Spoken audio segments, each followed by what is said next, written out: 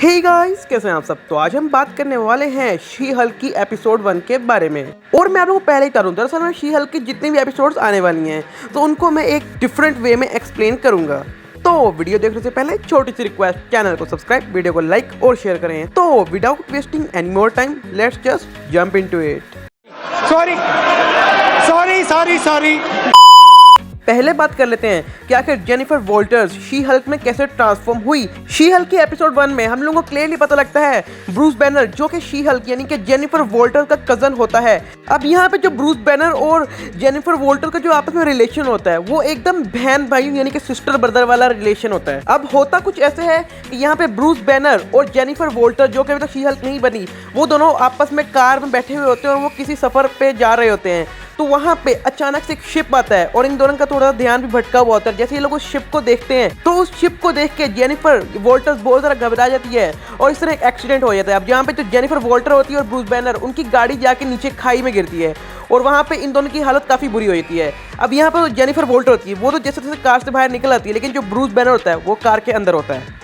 इस एक्सीडेंट की वजह से जेनिफर वॉल्टर के हाथ पे एक जख्म हो जाता है। अब जब जेनिफर वॉल्टर ब्रूस बैनर को उसकी गाड़ी से निकाल रही होती है तो यहाँ पे जो ब्रूस बैनर के चेहरे पे जो जख्म हुआ होता है उसमें जो ब्लीडिंग हो रही होती है, उस खून के कतरे जेनिफर वॉल्टर के हाथ पे जो जख्म हुआ था उस पर गिरता है। तो इस तरह जेनिफर वॉल्टर भी किसी तरह के राक्षस में ट्रांसफॉर्म हो सकती है और वो राक्षस और कोई नहीं बल्कि शी हल्क होती है। और यहाँ पे जेनिफर वॉल्टर होती है उसका अपने आप पे अच्छे तरीके से काबू होता है। लेकिन मार्वल कॉमिक्स के अंदर ये चीज थोड़ी डिफरेंट वे में हम लोग को दिखाई गई है, लेकिन उस पर हम फिर कभी बात करेंगे। अब यहाँ पे हम लोग को जो शिप दिखाई गई है, अब दरअसल में ये शिप हम लोग को थॉर द रैग्नारॉक में भी दिखाई गई थी जो कि ग्रैंड मास्टर का शिप होता है जिसमें वल्कैरी, ब्रूस बैनर और थॉर मिलके एसगार्ड गए थे। अब दरअसल में ये वो शिप तो हो नहीं सकता जो थॉर रैग्नारॉक में हम लोग को दिखा था। स्ट्रक्चर का एकदम वैसा, सिर्फ कलर डिफरेंट है तो, लेकिन ये फिर भी वो शिप नहीं है क्योंकि वो शिप एसगार्ड में था और जब सर्टर आया, सर्टर ने तो पूरे के पूरे एसगार्ड को डिस्ट्रॉय कर दिया। तो ऑब्वियस सी बात है कि ये शिप भी एसगार्ड के साथ डिस्ट्रॉय हो चुका था।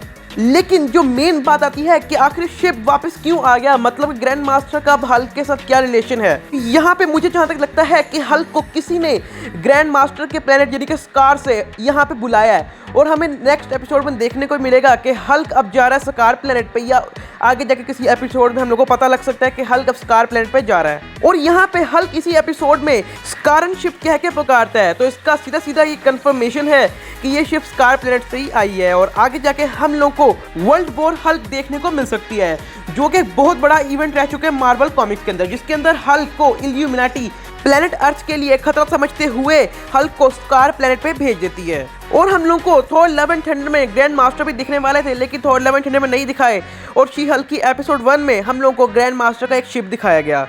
तो अब बात कर लेते हैं कि आखिर इस एपिसोड में हल्क का जो हाथ होता है, उसका जो बाजू होता है, वो आखिर कैसे रिकवर हो गया। जबकि हम लोगों को एवेंजर्स एंड गेम में बताया गया था जब हल्क ने स्नैप की थी तो उसका जो हाथ होता है वो बहुत बुरे तरीके से इंजर्ड हो जाता है। रूसो ब्रदर्स जो कि एवेंजर्स इन्फिनिटी वॉर और एवेंजर्स एंड गेम के डायरेक्टर रह चुके हैं, उन्होंने खुद कहा था कि अब हल्क का जो हाथ है या उसका जो बाजू है वो परमानेंट डैमेज हो चुका है, वो कभी भी रिकवर नहीं होगा। लेकिन शी हल्क के एपिसोड में हम लोगों को हल्क का हाथ दिखाया जाता है कि वो ठीक हो चुका है, वो एकदम ठीक हो चुका है, एकदम रिकवर हो चुका है। जबकि हमें स्टार्टिंग में यानी कि इसी एपिसोड की स्टार्टिंग में दिखाया गया था जो ब्रूस बैनर होता है जो कि अभी हल्क नहीं बना हुआ, उसका हाथ अभी भी डैमेज है।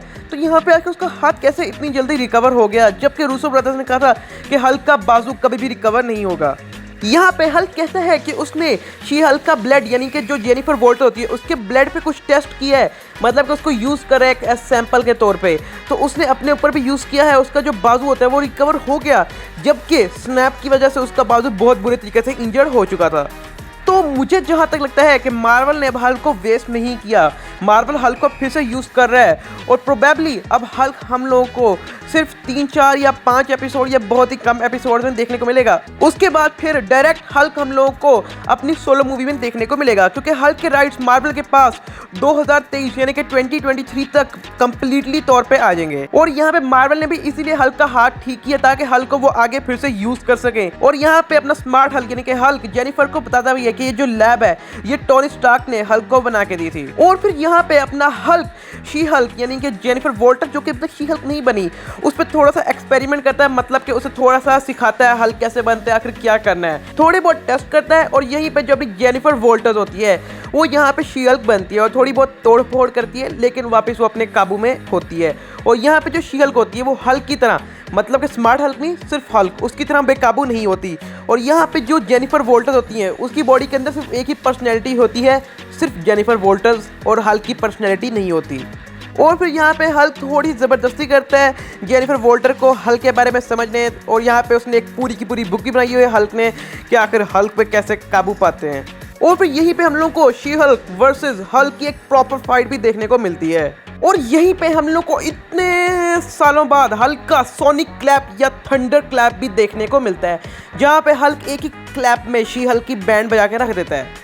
और जो लोग अभी भी कहते हैं कि हल्क शी हल्क से ज़्यादा कमज़ोर है और शी हल्क बहुत ज़्यादा पावरफुल है, और ये भी कहते हैं कि मार्वल फीमेल्स को बहुत ज़्यादा पावरफुल दिखाता है, जैसे कैप्टन मार्वल, तो इस एपिसोड से प्रूव हो जाता है कि हल्क बहुत ज़्यादा पावरफुल है। यहाँ पे हल्क ने एक बड़े सारे पत्थर को उठा के स्पेस में फेंक दिया, मतलब कि अर्थ के ऑर्बिट से बाहर ही उसको फेंक दिया। इसके बाद हम लोगों को पता लगता है जो शी हल्क होती है वो वापस जेनिफर बन जाती है, और यहाँ पे वो मैक्सिको यानी कि लोग मैक्सिको में टेक प्लेस कर रहे हैं, और यहाँ पे वो वापस न्यूयॉर्क जाना चाहती है और यहाँ पे कार का यूज़ करती है। और हम लोग को यहाँ पे पता लगता है, मतलब कि इस एपिसोड में पता लगता है कि हल्क को यहाँ पे टोनी स्टार्क ने मैक्सिको में एक लैब बना के दी थी, जहाँ पे हल्क और ब्रूस ने अपनी आइडेंटिटीज़ को एक किया। और फिर यहाँ पे जेनिफर वॉल्टर जो होती है वो न्यूयॉर्क वापस चली जाती है और वहाँ जाके अपना लॉयर का काम शुरू करती है, जहाँ पे जेनिफर वॉल्टर्स कोर्ट में होती है और यहाँ पे एक विलन आ पड़ती है। अब यहाँ पे मैं आप लोगों को पहले ही बता रहा हूँ, दरअसल में वो विलन टाइटेनिया होती है, जिसका डायरेक्ट कनेक्शन डॉक्टर डूम से होता है। तो इस टॉपिक में हम लोग किसी और एपिसोड में ज़रा क्लियरली से बात करेंगे और इसके ओरिजिन के बारे में फिर कभी बात करेंगे। अब यहाँ पे जो जेनिफर वॉल्टर्स होती है वो शी हल्क में ट्रांसफॉर्म हो जाती है, और यहाँ पे जो शी हल्क होती है वो टाइटेनिया को बहुत बुरे तरीके से पीटती है, एक ही मुक्के में ढेर कर देती है टाइटेनिया को।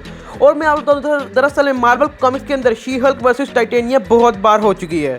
अब यहाँ पे जो टाइटेनिया होती है उसके अंदर भी सुपर सोल्जर सीरम होता है जो कि उसे बहुत ज़्यादा पावरफुल बनाता है, लेकिन उसके बावजूद भी यहाँ पे शी हल्क बहुत इजीली जीत जाती है। अब यहाँ पे टाइटेनिया की एंडिंग नहीं हुई, अब ये हम लोग को शायद से एपिसोड 4 या 5 में भी देखने को मिलेगी। अब यहाँ पे जो टाइटेनिया के सुपर स्ट्रेंथ का राज है कि टाइटेनिया को डॉक्टर विक्टर वॉन डूम यानी कि डॉक्टर डूम की वजह से उसको उसकी पावर्स मिलती हैं। एट लीस्ट मार्वल कॉमिक्स के अंदर तो यही होता है कि विक्टर वॉन डूम की वजह से टाइटेनिया को उसकी पावर्स मिलती हैं। अब यहाँ पे जो शी हल्क होती है वो वापस जेनिफर वॉल्टर में ट्रांसफॉर्म हो जाती है, और फिर इसके बाद इस एपिसोड का एंड हो जाता है। और यहाँ पे जितने भी लोग होते हैं उनको पता लग गया होता है कि जेनिफर वॉल्टर शी हल्क है, मतलब कि वो भी हल्क में ट्रांसफॉर्म हो सकती है। अब जरा इस एपिसोड की कुछ इंपॉर्टेंट चीजों के बारे में बात कर लेते हैं। अब यहाँ पे हल्क ने जिस ब्लड का यूज किया था अपने हैंड को रिकवर करने के लिए और जिस पे थोड़ा बहुत टेस्ट किया था, इस सैंपल को हल्क डिस्ट्रॉय कर देता है, लेकिन ये जो सैंपल है, ये जो ब्लड है शी हल्क का जिससे हल्क ने अपने हैंड को रिकवर किया था, यही ब्लड फ्यूचर की एपिसोड में यानी कि शी हल्क की फ्यूचर की एपिसोड में शायद से एक इंपॉर्टेंट रोल प्ले करेगा।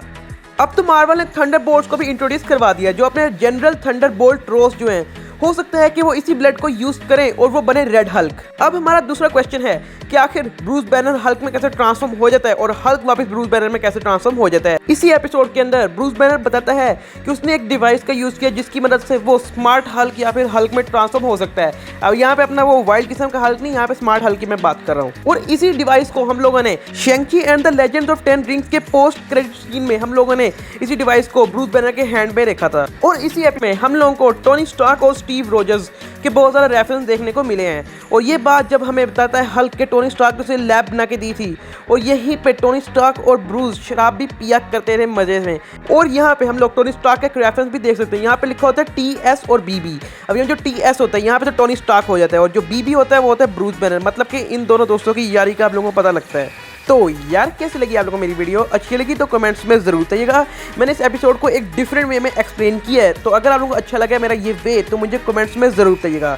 तो जो लोग हैं हमारे चैनल पे नए वो लोग करें हमारे चैनल को सब्सक्राइब, वीडियो करें लाइक और शेयर करें, और जो लोग हैं हमारे चैनल पे पहले से ही वो लोग करें हमारी वीडियो को लाइक और शेयर करें। अगर आप लोगों को हमारी वीडियोज़ की नोटिफिकेशन नहीं मिलती तो मेरे चैनल पर विजिट हमारे बेल आइकन को प्रेस करें और मेरी इस तरह की ऑसम वीडियोज़ का मजा उठाएं। तो मैं इस तरह के मज़ेदार वीडियोज़ में मिलता रहूँगा। अब के लिए बाय।